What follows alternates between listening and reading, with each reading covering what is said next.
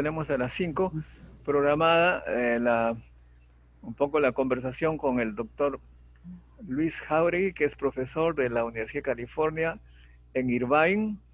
Él es egresado de la UNI y ahora es profesor allá y ha pasado por varios lugares en Estados Unidos, tiene amplia experiencia en investigación y claro, como nosotros estamos interesados un poco en saber los inicios, cómo es que se inició, cuáles fueron las dificultades y compartir la experiencia con nosotros, vamos a invitar por favor al doctor Luis Jauregui. Buenas tardes, doctor Montoya. ¿Cómo estamos? Gracias, don Lucho, por estar con nosotros. No se preocupe. La primera pregunta es eso, ¿no? ¿Cómo fue, en primer lugar, cómo es que usted se decidió hacer ingeniería en la UNI? Un poco para saber estos... Oh, sí, como comenté la vez pasada que nos entrevistamos, que conversé con usted, desde niño siempre tuve la inclinación por las ciencias, por la ingeniería, porque siempre me gustaba mucho armar y desarmar las cosas y entender cómo funciona todo por dentro. Incluso también me gustaba colectar piedras o colectar um, Legos, ¿no? Que eso es algo que siempre me gustaba hacer mucho de niño. Lamentablemente en mi tiempo no había el semillero científico, que es el que usted tiene, pero así que era todo hacerlo por mi cuenta, ¿no? Yo aprendía por mi cuenta, leía libros de cuando estaba en primaria y secundaria y así para aprender sobre... Me fascinaba mucho la química, la física. Solo que cuando llegó el momento de escoger, cuando estaba en la uni, escogí ingeniería electrónica porque siempre me apasionó entender cómo funcionan los dispositivos electrónicos. Esa es mi mayor motivación. Cómo era que funcionaba un transistor, cómo era que funcionaba un diodo, eso es lo que quería entender. Entonces yo dije, bueno, ingeniería electrónica, entonces es donde voy a aprender a hacer eso, ¿no? O sea, usted tenía Bueno, interés por un poquito la curiosidad, que llamaba curiosidad científica, y terminó su carrera usted en la UNI, y luego siempre los jóvenes dicen, ¿cómo se van al extranjero? Algunos que se van por su propia cuenta, otros tienen beca, otros tienen familiares, otros tienen contactos. ¿Cómo fue en el caso suyo? sí, yo vine a Estados Unidos por el curso del doctor seminario. Él dictó un curso en la uni de creo que fue de una semana o unos días o algo así, y que al final del curso él nos tomó un examen y después de ese examen él escogió a 3 personas para poder venir a Estados Unidos a trabajar con él, a hacer investigación primero fue por solo 6 meses y en mi caso luego se amplió por 1 año y medio. Pero eso es algo que quería mencionarle, y, bueno, que el problema está en que si es que uno aplica desde Perú directamente, uno postula directamente desde Perú afuera, en el caso de Estados Unidos, si uno aplica directamente al doctorado o al máster, es un poco difícil. Ahora que ya soy profesor, sé cuál es el problema. Ahora que soy profesor, puedo verlo desde el otro lado y puedo ver qué es lo que qué buscamos nosotros de los estudiantes. Y un gran problema que se tiene es que primero tenemos que ser realistas. Perú es un país pequeño, somos solo 30 millones de habitantes. Afuera, los otros países grandes como Estados Unidos, China y Europa no conocen el Perú, más que el Perú como un destino turístico. No lo conocen como no es un lugar muy grande que mande mucha gente afuera. Entonces, cuando los estudiantes postulan, si postulan así simplemente por postular y postulan un doctorado o un máster, va a ser muy difícil que sean escogidos. ¿Por qué? Porque cuando nosotros tenemos postulantes, por ejemplo, para el doctorado, tenemos un pool de 100 o 200 personas y la mayoría de ellos vienen de China, de India, de Corea. Y nosotros sabemos qué lugares son buenos en China, India y Corea. Sabemos que en Corea es el Seoul National University, Korea University y así. En China también sabemos qué universidades son. Pero el problema está en que en Perú no se conocen las universidades. Por más que yo diga estoy de la uni, no saben qué es la uni. Entonces, si es que alguien solo postula directamente de la uni y quiere postular a Estados Unidos un doctorado, va a ser bien difícil que pueda ingresar solo diciendo en su aplicación que viene de la uni que tiene un promedio alto, y encima dice, tengo un promedio alto de 13. Entonces, cuando convierten del 13 al 20, el 13 es como un B menos, que para acá es como un estudiante que no le fue muy bien en sus notas. Así que es aún más difícil, suena dudoso contratar a alguien de un país que no conocen, um, y encima con una nota baja. Entonces, es muy difícil que puedan ingresar así. Yo también no hablé en la entrevista pasada, pero yo he creado un programa que es parte del REPU. He creado un programa llamado NanoRepu cuando era estudiante del PhD en Purdue. Y he podido traer a algunos estudiantes de Perú para que puedan hacer investigación. Lo mismo que hizo el doctor Seminario conmigo, lo he podido hacer con otros estudiantes que han venido de Perú, han hecho una estadía corta en varios lugares de Estados Unidos, como uno de ellos es Purdue, otros con ayuda de otros amigos, McMaster en Canadá, y después también con otros amigos han podido ir a San Diego, la Universidad de California en San Diego, y últimamente, ahora que ya estoy acá en Irvine, he podido traer un estudiante de la uni también a mi grupo.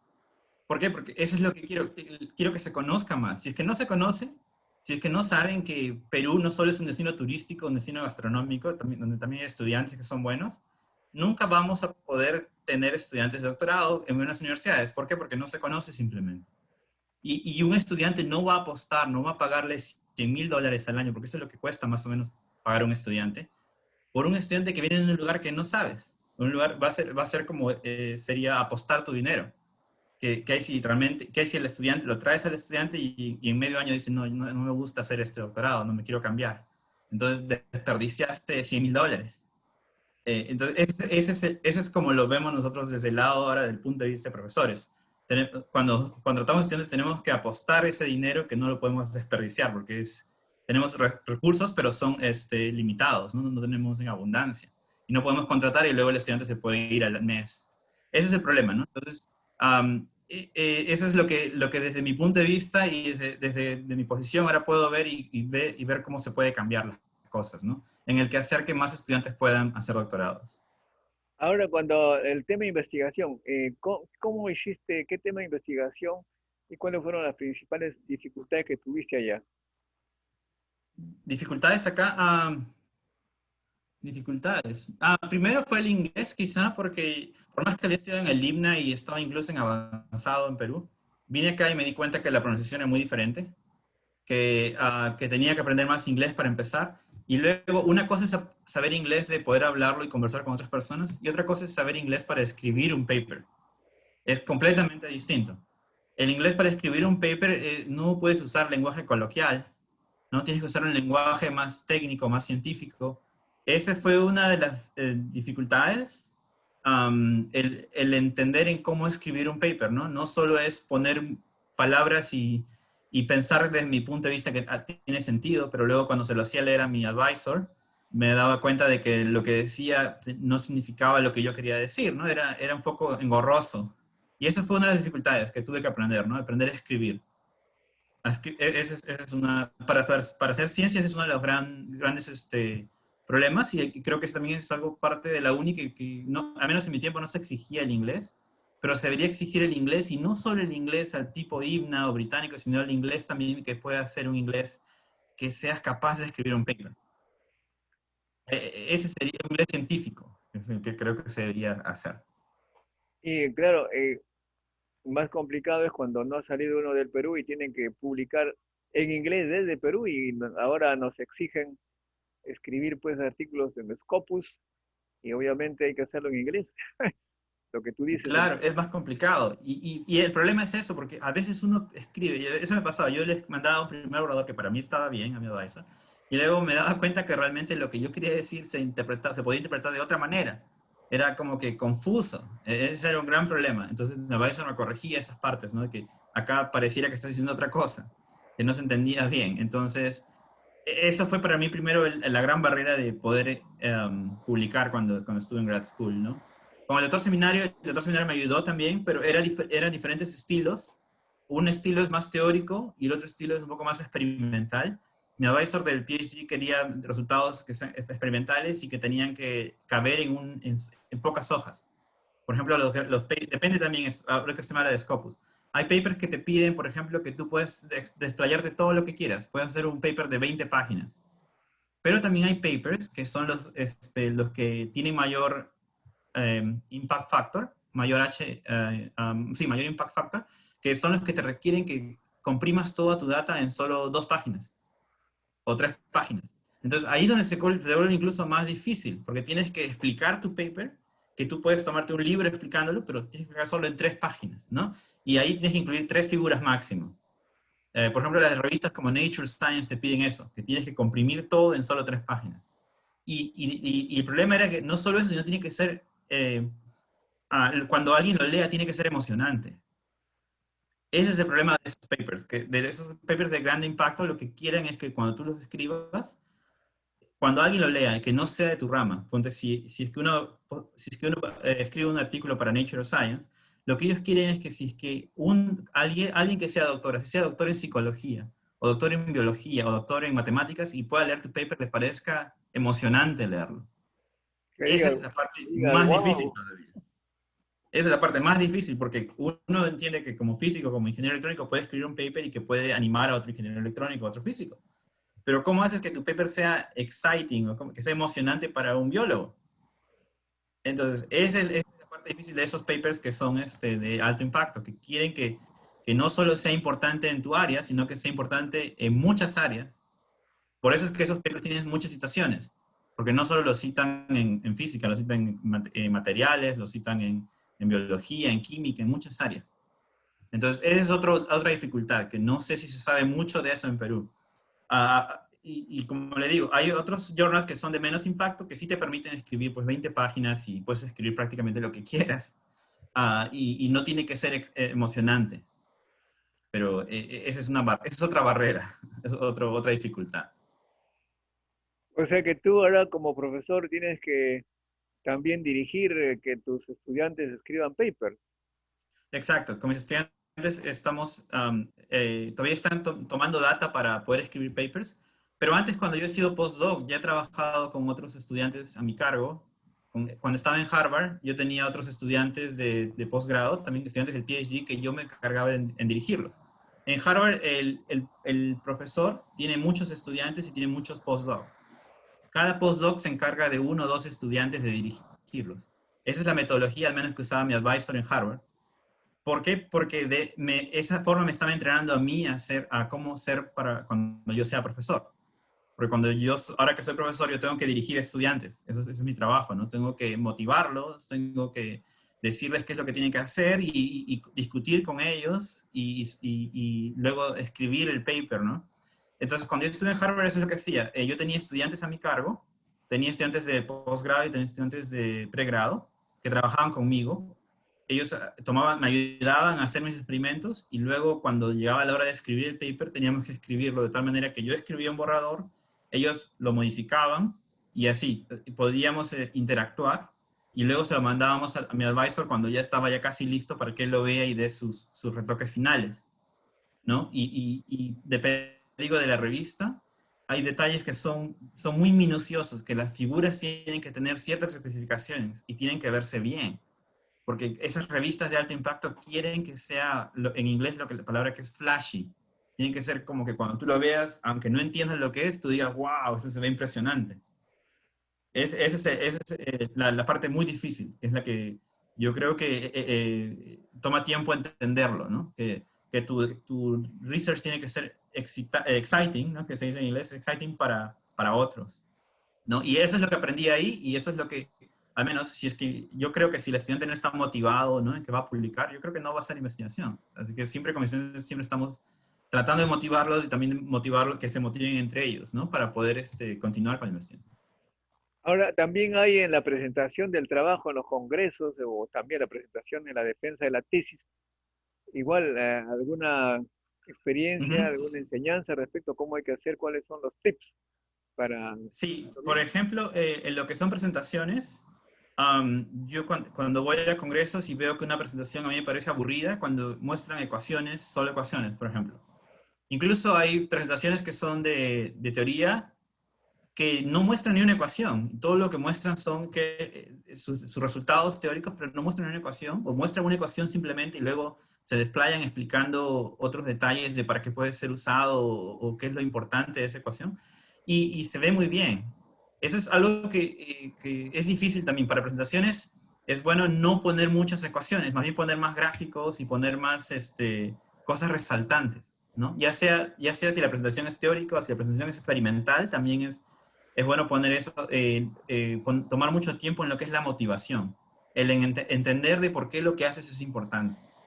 Porque si no se pone esa motivación, la otra persona, las personas que escuchan y no son de tu área simplemente se van a dormir, ¿no? Entonces, en la presentación eso es lo que se tiene que poner, se tiene que, casi es el 30%, yo creo, de una presentación que tiene que ser motivación, del por qué estás haciendo eso y qué es qué es como acá le llamamos el killer app, que sería como que, qué es lo más importante, lo más resaltante de lo que estás haciendo. Eso tiene que ser especificado ahí en el primeros 30% de la presentación, ¿no? Y si la presentación, otra cosa, si la presentación dura más de una hora, ya también se vuelve aburrido. Todo el mundo como que ya quiere que termine, ¿no? Ya hay que votarlo para que ya me quiero ir, ¿no? Todas las presentaciones tienen que durar entre 45 minutos y 50 minutos para que para que se pueda uno tener toda la atención, ¿no? Si, yo he estado presente en presentaciones donde dura más de eso y simplemente queremos cortarlos, ¿no? Porque ya no debe durar así. Pero las personas que se preparan bien hacen todo eso en 45 minutos. Pueden explicar entre el 30% de su presentación qué es lo más excitante exciting de su trabajo, luego el otro 30% los resultados, y luego el otro 30% las conclusiones, ¿no? Y el trabajo futuro. ¿Qué más se puede hacer después de eso? Así es como creo que una presentación debe ser. En tu experiencia en Estados Unidos y en los congresos, ¿quién, digamos, es la estrella en la presentación que ha colgado en el YouTube? De repente ha colgado en YouTube alguna de sus conferencias para que aprendamos cómo lo hacen. De física, mire. Am, a mí me gusta mucho, en el MIT hay un profesor español que se llama Pablo Jarrillo Herrero. En español sería Pablo Jarrillo Herrero. Él es en mi área de materia condensada y él hace presentaciones que me parecen muy exciting también, muy emocionantes. Cuando explica al comienzo, él es una de las personas que ahorita ha revolucionado la parte de materia condensada al descubrir esto de superconductividad en grafeno. Y él también usa ese 30% de su presentación en explicar por qué lo que ha hecho es importante, ¿no? Quizá deberían buscarlo. En YouTube, de hecho, que tiene varias presentaciones. Lo vamos. Él cuando hubo el March Meeting creo que fue hace 2 años atrás, déjame acordar, o 2019 creo que fue, 2018 creo que fue, en el March Meeting, que es la conferencia más importante para la materia condensada, para física de la materia condensada, acá en Estados Unidos, él prácticamente llenó el salón donde él presentó, estuvo completamente lleno, que no dejaban entrar a nadie, y había gente afuera del salón y luego se congregaron en los pasillos mirando la televisión, que también se estaba haciendo un broadcasting de su presentación en vivo, porque lo que había encontrado era muy emocionante, que hasta ahorita en la materia condensada es una de las cosas más emocionantes que se ha encontrado en estos últimos años. Muy bien, muy interesante. Gracias por la presentación. A ver, amigos, ¿alguna pregunta que puedan tener para el doctor Luis Jauregui? Tenemos aquí Doctor a Luis Julia Jauregui, García. Julia García, por favor. Doctor Luis Jauregui, muchas Buenas gracias por tardes. compartir su experiencia a su corta Ujú. edad. Es muy edificante e inspiradora, ¿no?, para los jóvenes peruanos. Eh, Quisiera más que preguntar, hacer un análisis de lo que sucede, ya que usted ha tocado puntos críticos de por qué los jóvenes talentosos que existen aquí en el Perú muchas veces esos cerebros, disculpando la forma de expresión, no son reconocidos a nivel mundial.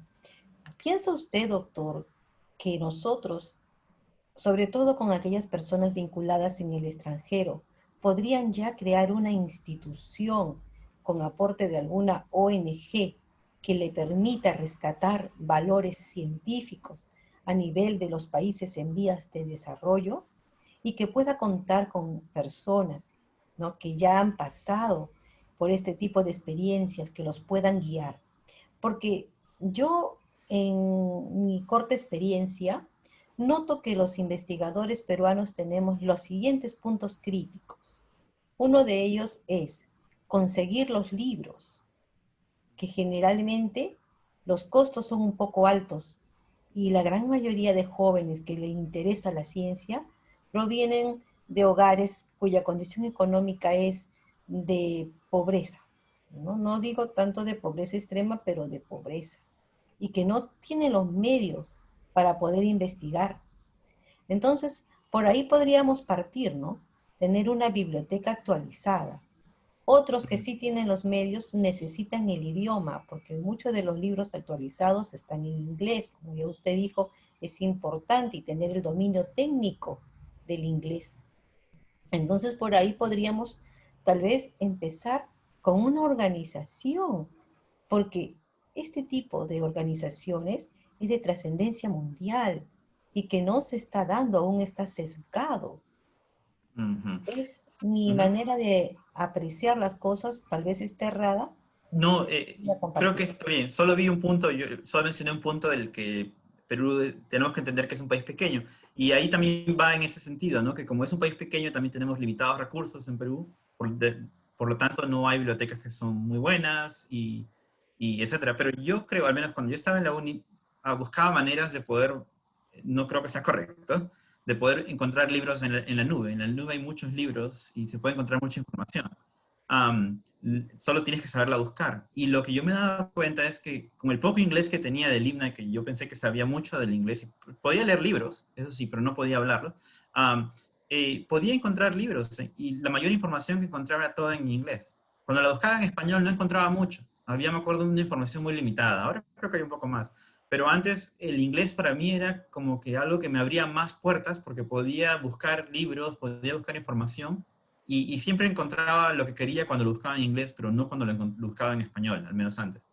Um, yo creo que la información está. Desafortunadamente, al final del cabo viene, sería importante que el Estado pueda quizá usar más fondos en poder hacer una biblioteca que sea más moderna, ¿no? Yo creo que ahora lo hace porque creo que las universidades tienen acceso a algunos papers. Al menos antes no había acceso a papers. Yo creo que ahora tienen acceso a Elsevier, creo que es. Creo que la UNI y otras universidades tienen acceso a algunas publicaciones, que antes ni siquiera eso había. O sea, hay pasos, yo creo que son todavía baby steps, pero yo creo que deberían haber más pasos, como se menciona, de poder tener una biblioteca con más libros, ¿no? Pero al final eso depende de la visión del gobierno, ¿no? Si para el gobierno la educación no es importante, simplemente no lo va a hacer. Y lamentablemente, si es que el gobierno no lo hace, nosotros no podemos simplemente decir, bueno, no lo hace el gobierno, por lo tanto no podemos hacer nada. Eso me parece equivocado. Lo que tenemos que hacer es buscar las formas de encontrarlo. En Internet está. Incluso si uno es todavía aún más agresivo, uno puede aprender inglés por Internet. O sea, ni siquiera necesita ir a un instituto para aprender inglés y poder aprender uno mismo por su cuenta desde una computadora. ¿No? Aprender inglés y luego poder buscar información específica, libros y papers y todo que se puede buscar, se puede encontrar en Internet. Disculpe, creo que también el tema iba hacia poder apoyar a los investigadores, no solo del Perú, sino de Ujú. los países en vía de desarrollo, porque no Eso es algo muy importante, sí, eso es, pero ahí ya sería como que una organización como que la ONU o algo así donde que pueda apoyar a países en vía de desarrollo, yo creo que sí. Pero lo que yo veo es que cada país por su cuenta está haciendo cosas así, cosas para poder apoyar investigadores. Colombia, Chile mandan a muchos estudiantes chilenos y colombianos a Estados Unidos a hacer un doctorado y luego tienen que regresar a su país a contribuir. Sí, bueno, Eso es algo que... ciertamente ha cambiado bastante en el Perú, realmente hay, por ejemplo, el Ministerio de Educación tiene las becas presidente para Ujú, la gente que más o menos, que no es pobre, ¿ah? Se requiere que haya un ingreso promedio máximo de 6.000 soles, que no es poco, y, y les consiguen becas para ir a cualquier parte. Si es una universidad privada, se paga la pensión de la universidad privada en el extranjero, que es un montón de plata. O sea, si es hay como $100,000 al año. claro, hay muchas facilidades. También hay ONGs mundiales o institutos mundiales que ayudan. Por ejemplo, conozco el Instituto Internacional de Física Teórica de Trieste, Ujú, que organiza cursos y la gente va a ver allí gratuitamente. O sea que hay facilidad. Lo importante, como lo ha dicho el doctor Luis Jauregui, es el interés de las personas para conseguir las cosas, la pasión. Y no sé uno si puede encontrar, todo eso hay. Luis Jauregui, que está en Estados Unidos, es súper legalista, ¿no? Por supuesto, pero acá en Perú, por ejemplo, se usa mucho este hacker que ha hecho una científica rusa, el Sci-Hub, que se tiene Ujú, cualquier tipo de artículo científico que nos costaría $40 para obtenerlo, se obtiene eso gratis. Eso después lo ujú. vamos a ver después, así como parte del curso. Muchas Bueno, gracias. ¿alguna otra pregunta para el doctor Luis Jauregui? Henry Cabana. Ujú. Hola Luis.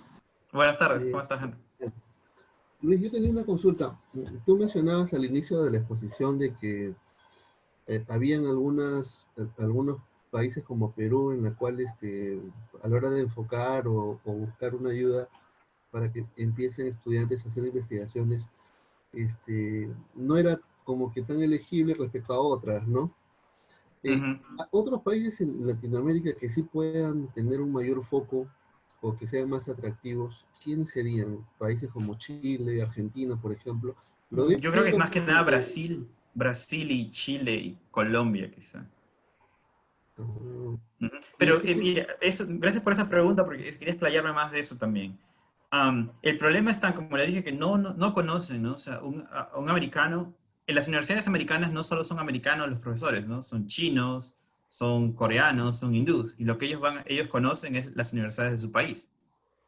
Entonces, los peruanos, profesores peruanos somos muy pocos. Entonces, los únicos que podemos abogar, porque yo sí conozco la UNI, San Marcos, Cayetano, la Agraria, etcétera, ¿no? Yo sí podría saber que esos estudiantes son buenos. Pero si la aplicación del doctorado la recibe un hindú y ve la Universidad Nacional de Ingeniería, simplemente no conoce. No lo va a aceptar porque no arriesgaría esos $100,000 que cuesta un estudiante al año en alguien que no conoces. Entonces, ahí el problema se soluciona simplemente haciendo que primero que la universidad se conozca. ¿Y cómo se hace eso? Es lo que yo siempre he abogado, que es traer estudiantes de Perú por un corto tiempo, que es lo que hacemos con NanoRepu, que hagan investigación por 3 meses y el profesor, si traes buenos estudiantes, porque todos los estudiantes que hemos traído acá son muy buenos. De la uni, incluso trajimos a alguien de la Villarreal y es de Católica, de la UTEC, han venido y son muy buenos. Y al final lo que hacen al venir acá es como el profesor, en el laboratorio que trabajan, con el profesor que trabajan, les gusta y pueden escribir una carta de recomendación por el estudiante. Eso es lo más importante. Porque por más que no conozcan, ok, este estudiante viene de la uni, no sé qué será la uni, veo su file y tiene una carta de recomendación de un profesor que yo conozco, porque ese profesor es de acá de Estados Unidos. Entonces, ya, entonces miro mejor toda la aplicación. La aplicación consiste en algo de 30 páginas. Tienes que poner tu CV, tus cartas de recomendación, algo que se llama el Research Statement, que es una carta de por qué te gusta hacer investigación. Luego tu Personal Statement de por qué quieres ir al doctorado, ¿no? Muy parecido es para el máster, para hacer una maestría. Entonces, si los que están encargados de la comisión, se llama la comisión de admisión, que solo por lo general son 2 o 3 personas nada más, que tienen que revisar 200 aplicaciones. Entonces, ellos si ven que ahí hay una carta de recomendación de un profesor de Estados Unidos que lo conocen, van a decir, entonces, mejor sería bueno revisar toda la aplicación porque quizá el estudiante es bueno. Y luego lo que hacen es te llaman al profesor que lo recomendó por teléfono y le preguntan qué tal es ese estudiante X que viene de la uni, que nunca he escuchado de la uni Perú. Y si ese profesor dice, sí, ese estudiante era muy bueno, vino de esa universidad que no conocí nunca, pero vino con malas notas, pero es muy bueno. Entonces, ahí ese estudiante puede ser admitido. Esa es la forma en la que yo creo que se puede hacer que se admitan y que haya más peruanos en el doctorado acá. ¿Por qué eso es importante? Porque luego, digamos que no todos vuelvan a Perú, pero una gran mayoría pueda volver a Perú, pueden aportar al Perú. Pero no van a venir masivamente si es que no hay una forma de que se pueda conocer. Eso es lo que yo creo que se tiene que hacer, que es, como les digo, con ese programa de NanoRepu, les doy un ejemplo, vino un estudiante de la uni, trabajó en mi grupo de Purdue, trabajó por 3 meses, se llama Kevin Villegas, y cuando postuló, luego ingresó a Stanford, ingresó a Princeton, ingresó a San Diego también creo, ingresó a universidades top. Pero ¿ustedes creen que hubiese sido el mismo resultado si es que él solo hubiese postulado desde Perú? No lo creo. Él pudo ingresar a esos lugares porque las cartas de recomendación que él tenía venía con un profesor de Estados Unidos. Eso es lo más importante. Esas cartas de recomendación son muy valiosas. Que eso es algo que se tiene que hacer. Muy bien, muy Espero interesante. que no me haya ido mucho por la tangente. No, está muy bien, pero hay también otro camino que algunos hacen. En Brasil está mucho más fácil ir y en Brasil se asocian con profesores conocidos en Estados Unidos porque tienen muchos contactos y lo usan como puente para irse luego a Estados Unidos, Europa, eso. conocemos varios También. casos, ¿no? Ujú. Brasil Ujú. es el mejor camino para aquellos que quieren estudiar en el extranjero y que no saben inglés. Y ahí también, cuando hacen estudios en Brasil, incluso el propio Brasil paga estadía de los estudiantes en el extranjero, Estados Unidos, Inglaterra. Lo mismo está haciendo México, dicho sea de paso. Sé que hay muchos caminos que van a Roma. Ujú. Sí, Ok, y algo que siempre escucho, que eso es algo que tenemos que quitarnos esta mentalidad, que no hay becas. En Estados Unidos no hay becas. Siempre escucho y hay becas para ir a otro lado. No hay becas. Lo que hay se llama Research Assistant o Teaching Assistant. Por lo general, al menos en física, cuando uno es aceptado en física, y no solo en física, en biología, en química, en varias ramas, te pagan todo el doctorado prácticamente. Si uno es aceptado, no tienes que pagar ni un sol, más bien para que vengas a estudiar. Así que por eso yo creo que lo que hace el Perú en esas becas presidente me parece bien, pero yo creo que podrían potenciar aún más si solo invierten en mandar a estudiantes por 3 meses y que esos estudiantes que han sido una pequeña inversión y luego el profesor les gusta, los contratan, ya no tienen que pagar, Concitec no tiene que pagar esos $500,000 por cada estudiante, que son 5 años de doctorado, cuando la universidad misma y el profesor podría pagar por ellos. Sería más barato mandar varios estudiantes por 3 meses a hacer investigación y de esos que un gran porcentaje que van a ser buenos, que luego puedan conseguir su propio assistantship. No es una beca, sino es un assistantship, que van a trabajar en investigación o van a enseñar. Y les van a pagar por hacer eso. Perdón. muy bien, muchas gracias Luis por Ujú. tu tiempo. Ha sido muy instructivo, muy ameno, clarísimo. Se ve que eres un buen expositor, dicho sea de paso. No, gracias. Y bueno, gracias por todo. Será pues hasta el próximo encuentro. Ok, listo. Muchas gracias. Un gusto. Gracias a todos.